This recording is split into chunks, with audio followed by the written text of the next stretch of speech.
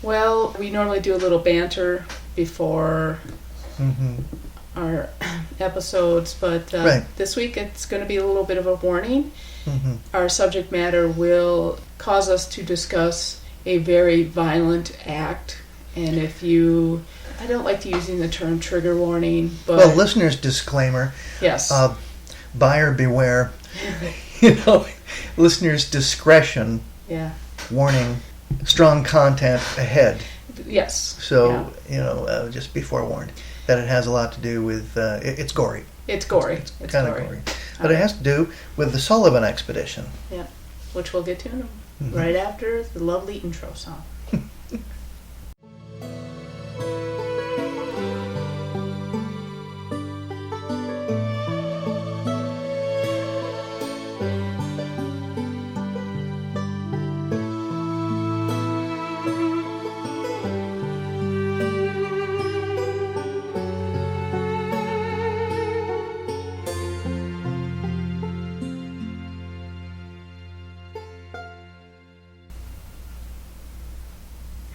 Welcome to Unearthly Upstate. I am Mari.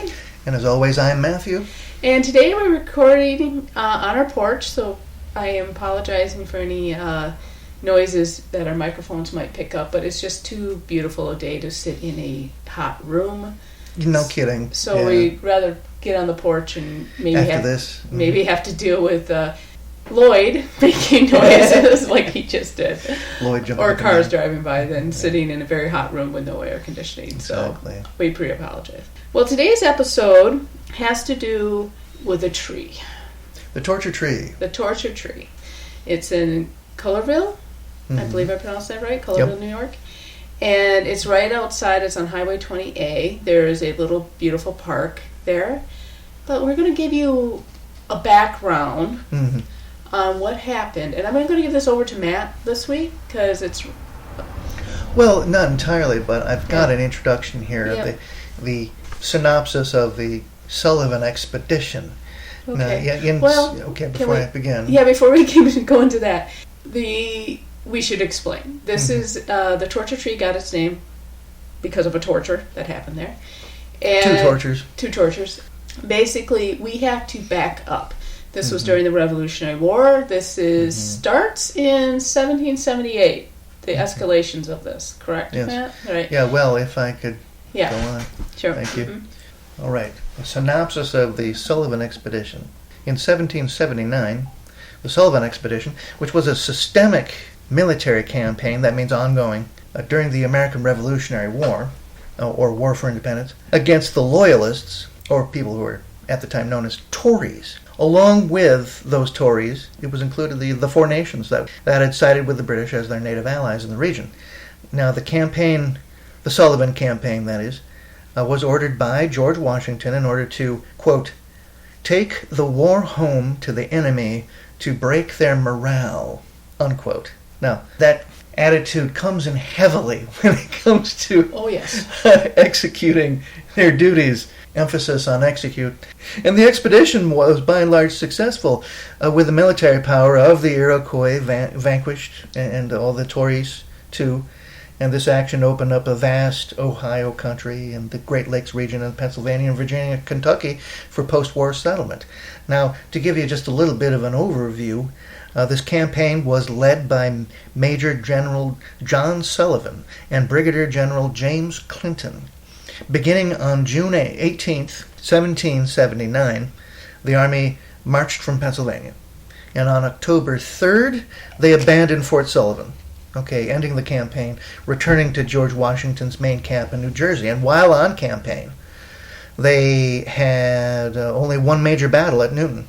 But the expedition as a whole damaged the Iroquois nations and the Tories to the point where the death toll from exposure and starvation dwarfed the casualties received on that day of the Battle of Newton, in which about 1,000 Iroquois and Loyalists were decisively defeated by an army of 3,200 Continental soldiers. Thank you, Lloyd.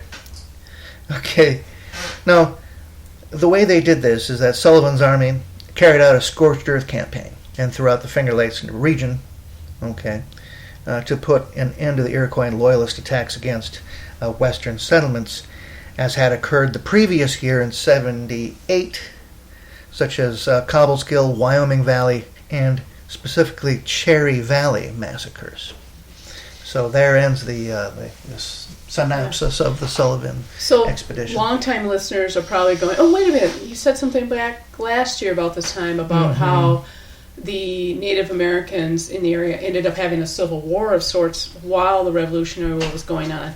Yes. And that's why we're talking about the Native allies of the British were split off. So I think it was like two were on the I think the Tuscaroras started out as allies of the colonials, and then they switched. And I want to apologize because I need to reread that book. That really explained the Civil War that happened on the railroad. But anyway, we're giving you an overview of what that's the background. So basically, we did the 1777 campaign. Stanwix, Oriskany, and all that was involved.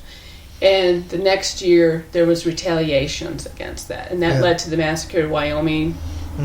Wyoming, Cobleskill, and Cherry Valley. Cherry Valley was horrible. We were going to go into Cherry Valley in more depth later, but it was pretty much, I think, pretty much just women and children were killed in the settlement. And so this prompted George Washington to retaliate against the British and their Native American allies, and this led to the Sullivan campaign. This retaliations were going really bad, back and forth pretty regularly at this point. And this will lead us to a small ambush that happened during the course of this campaign. During the Sullivan campaign called the Boyd and Parker ambush. Now, I'm just going to give you the numbers. And you're going to think, why are we talking about this? Well, the main combatants were the United States and Britain, right? Yep. The commanders, Thomas Boyd was the colonist commander, and Littlebeard was the commander of, it was mainly Native Americans. I don't know if there were any British involved in this. No, there was one British involved.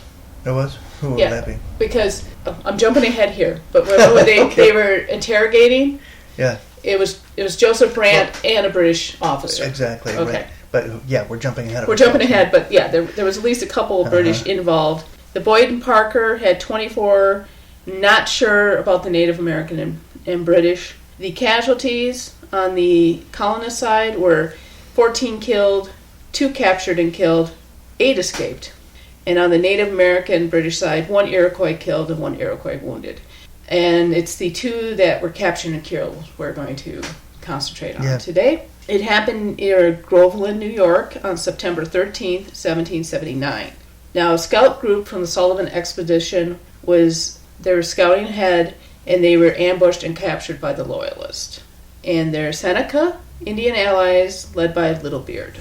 At this point, tempers are going pretty nasty between the Native Americans and the colonists. Yeah, the attitude on the battlefield is pretty atavistic at this point.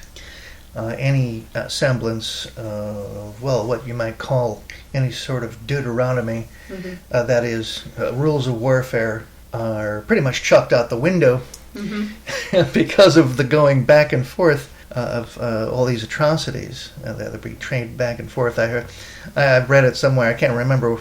Someone said that war isn't made up of strategy or tactics, it's just a series of retaliations. This is basically it. They're just a constant going back and forth because these attacks are affecting people's survival. Right. And so let's put everybody in the mindset. You're a colonist. You're just trying to get some land to farm, because the majority of colonists in New York were farmers. Yes. And that's all you're trying to do. So there's been a push to go out west, which of course means you're going into Native American lands. Native Americans, except the 2 that side with the colonists, and were trying to be, trying to take what's the term I'm looking for? They saw it advantageous to be allies at that point. And then you had the other tribes who really did not like this. And you had Great Britain coming along and say, hey, we'll help you with that. So you already had that boiling. There's been more and more movement out west in the western part of New York. Of course, the Native Americans are not enjoying this one bit. There's a lot of schism. There's a lot of schism going on. You know. And, of course, when the Sullivan campaign starts, they are hitting Native American villages, mainly. Mm-hmm. And this is the mindset everybody is in at this point. The view from command is that the tribes siding with the British are aiding and abetting the enemy. Mm-hmm. And this is one way you go about sapping the strength of your enemy is by affecting their crops. If they have any grown, there were crops burned, entire tracts of cropland burned, villages, of course, destroyed, and people killed. So we're going to start on September 11th, 1779. Mm-hmm. General Sullivan and his, I don't know what you'd call him, they're having a little heated discussion in his camp about whether they should continue on or not. Have they reached the end of the campaign? And it was decided that their next main objective, they had to figure out where it was, but was it on the east or west bank of the Genesee River? Now, this dispute between captains, this is what initiated the need for this scouting group to begin with, which are these two men involved in. So the next day they send Thomas Boyd out. He was instructed to take 4 riflemen and 1 native guide. Mm-hmm. The actual number is anywhere between 16 and 30 people he took with him, so he didn't take the small group that he was originally told to take. Right. I don't know if that would have made a difference in what will happen to him. None of the circumstances. I don't think the larger group would have made that much difference. It obviously didn't, so I should say, good one, Lloyd. Yes. So I should obviously say that the smaller group, maybe would have been worse situation. I don't know. We'll maybe better. I don't know. A smaller group, you would have been able to move more quickly, right, and get out of harm's way. Yep. So, September 11th. So, their main objective was to find the Genesee Castle. Mm-hmm. Not the medieval fortress that may have popped in your head. What they're referring to are Native American towns. Basically. And they really are towns. They really are towns. With buildings and all. So, in your head, if you picture just a couple little huts, birch bark, wigwams, stuck in the middle of a forest glen, you're wrong. These were long houses, they had fortifications, they had fields. There's examples where thousands of people lived in some of these villages. It's a very common name. You will see the name around here in central New York. A good one is Oneida Castle, has still kept that name. That was the Oneida's castle, their main settlement. And this particular settlement, the Genesee Castle, they were looking for the one that was founded by Littlebeard, in particular, the Seneca leader, Littlebeard. Now, Boyd takes out his group, and in the middle of the night, they see a few Senecas walking across the trail there. And his Native American guide goes, "It's a trap." Okay, if you've been playing the Revolutionary War drinking game with us, how many times have commanders not listened to their Native American guides, not listened to their foreign allies, or even their own scouting groups, and went ahead with the plans? Here's one. We were talking about, remember Fort Stanwix? Barry St. Ledger. Possibly the drunkest commander in the British Army. He was not only told by his native guides, they were like, hey, those colonists have rebuilt that fort. Yeah. The Germans even told him. Hey. Yeah, his German allies, his Native American allies, they all told him, they all corroborated their stories, said this fort over here is now rebuilt completely, well-maintained and well-garrisoned. Yep. And he went ahead and attacked it? Accordingly. Yeah, nope. He went ahead and attacked it, and that's what led to the siege of Fort Stanwix. Fought a very British campaign. Right? So, the colonists were just as bad as we find out with Boyd. Well, you got to find out, we got a duty here to find out where the enemy is and all this, so we can't be detracted by a couple of people walking through the woods. So they're like, well, let's capture them and get some information on them. That's what Boyd was thinking. And his Native American ally is like, no, don't do that. This is a trap. Boyd goes ahead and does it anyway. Oh, boy. And is led into a small group of Native Americans. There's a quick fire exchange. Boyd decides, we better get the heck out of here. You were right. And they start running and are ambushed by a larger group of Native Americans at that point. I do not have the numbers on it. I don't think anyone knows what the numbers were, but it was enough to trap them where they were. Okay, so... However, we do have numbers on the colonists. Yeah, we do. I think one got back at that point, got back to Sullivan. Lieutenant Thomas Boyd and Sergeant Michael Parker were one among those that were captured. And here we're coming up to why we were talking about something called the torture tree. Now, they were taken back to the Seneca village, where they were questioned by Littlebeard, Joseph Brant, who we've mentioned before.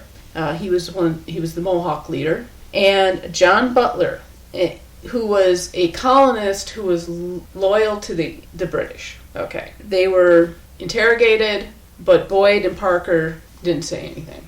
They didn't give up where the Sullivan was camped. After much duct taping to the couch and pistol whipping, probably. Well, yeah, so imagine they've been interrogated.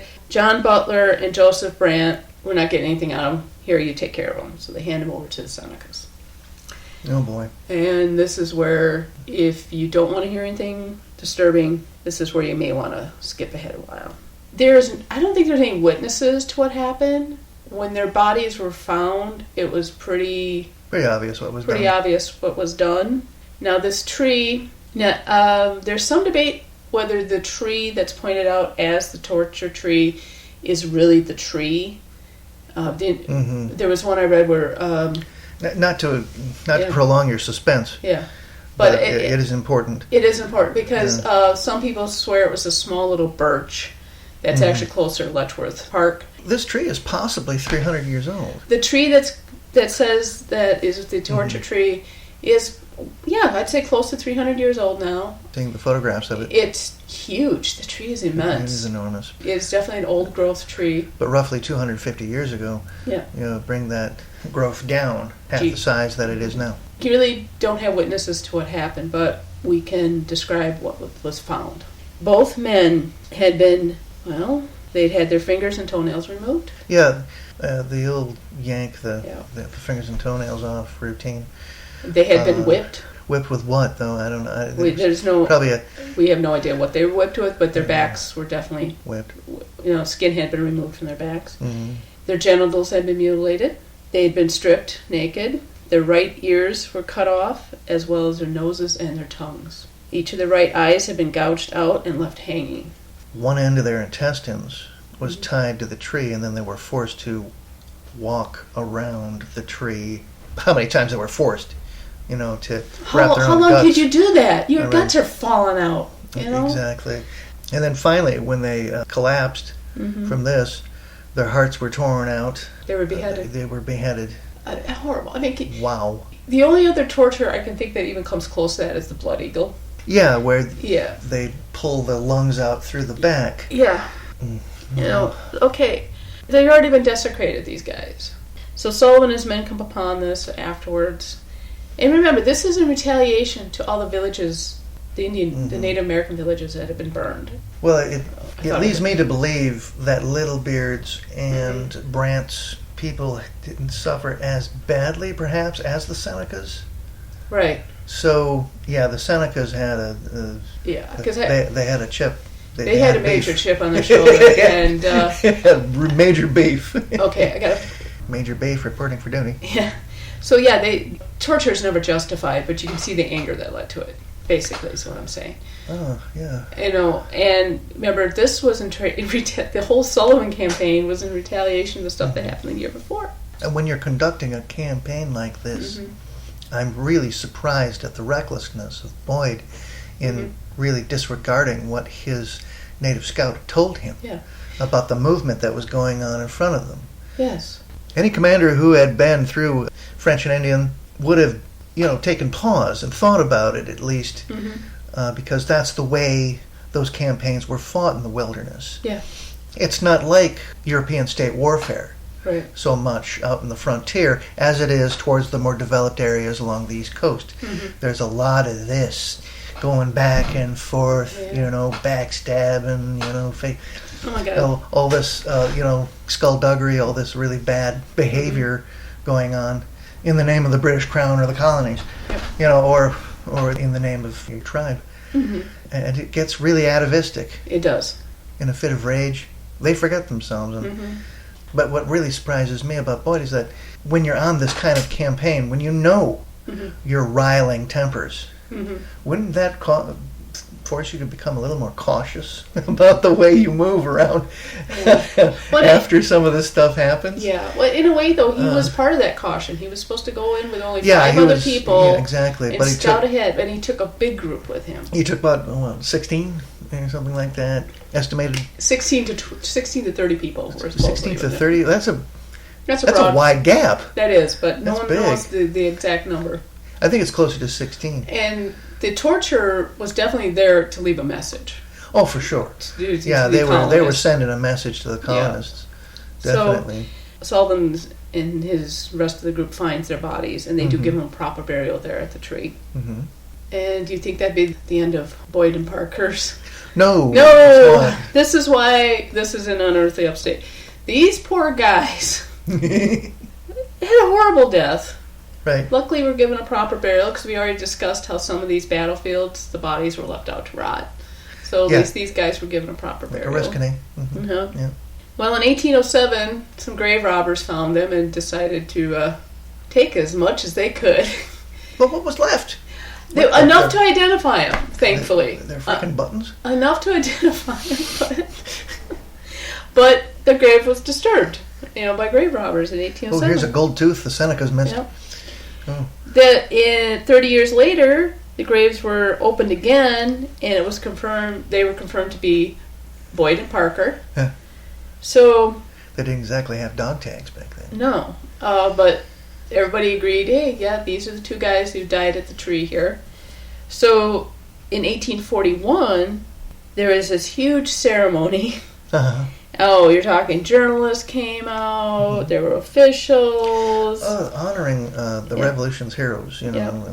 And they exhumed the graves and took them up the Genesee River to Rochester, where they were placed in the Mount Hope Cemetery, which we will discuss in a future episode because there's some really interesting burials at Mount Hope.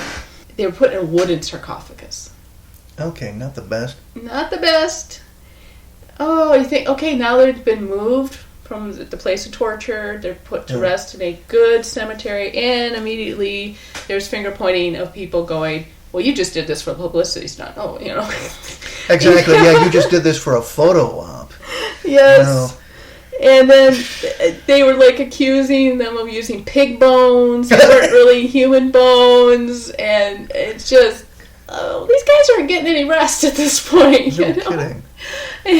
What's another scandal? And that started the next day. After this big grand procession to rebury them. The next day, these politicians just can't shut up. Politicians were, and they were using it for political arguments, and it was crazy. Well, it turned into almost a hoax. They started accusing everybody them of a hoax, basically. Oh, here's P.T. Barnum again. They buried him in a wooden sarcophagus. Please keep that in mind. I've been to cemeteries and graveyards in Alaska where they have to bury people in these houses. Yeah. And those houses don't last. No. This is a wooden sarcophagus. It's not going to last. In 1864, as cemetery caretaker, the sarcophagus was pretty much destroyed by the elements at this point. Their bodies are now laying out to the elements again. So he buries the remains in a potter's field in Mount Hope Cemetery. Why couldn't he just rebury them in place next to the whatever? It sounds to me like he decided to do this upon himself, give them a more proper burial. Mm-hmm. But the thing is, because there was nobody there to pay for anything, it was the potter's field then. Then he had to put them in the potter's field. The corpses were indigent. Right. That's corpses there. Because probably by this time, all the publicity had died down. Who's going to help rebury these 2 guys, right? Finally, in 1903, the Daughters of the American Revolution went through the field, and probably the records, I'm sure, we've talked about other caretakers who are very good at keeping records, and found the bones of Boyd and Parker again. And this time, they buried him in a proper burial. Good. They have memorials set up to them. And finally, in 1927, they were given a granite boulder and a plaque where their final resting places. Okay, now these guys had a horrific death. The juggling of their remains that's the part that got me. Most of the stories and most of my research in this, we talked about the torture tree and talked about all the events leading up to the torture tree. We could probably do a whole series, a whole podcast series on unfortunate corpses. Oh my goodness, yeah. These poor guys, finally, what? Roger Williams of Rhode Island springs to mind. Oh yeah, the tree. At the times that Roger Williams, the founder of Rhode Island Providence Plantations, as it's officially known as. There's some debate as whether or not Rhode Island's a real state or not. Still.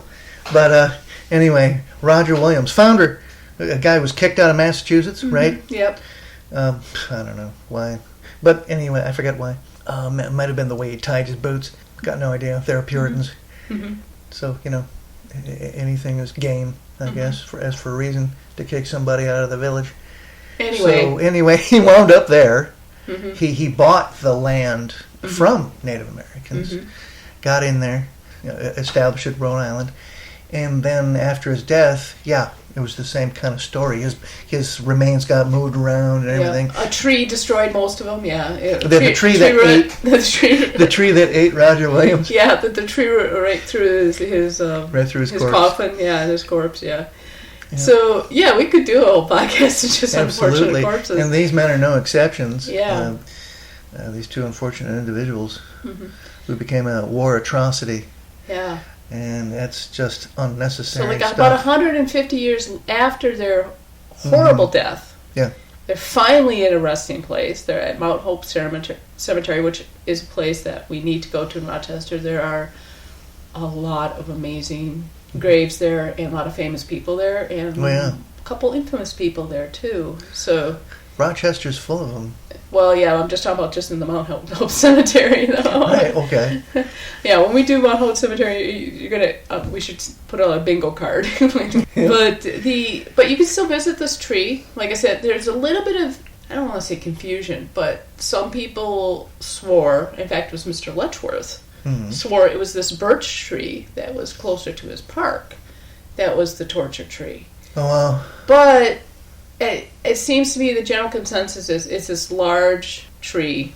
What impresses me is that the people at the times, when they discovered the men who had been butchered there at the tree, they had the presence of mind to mark the very tree. Yes. That's so rare.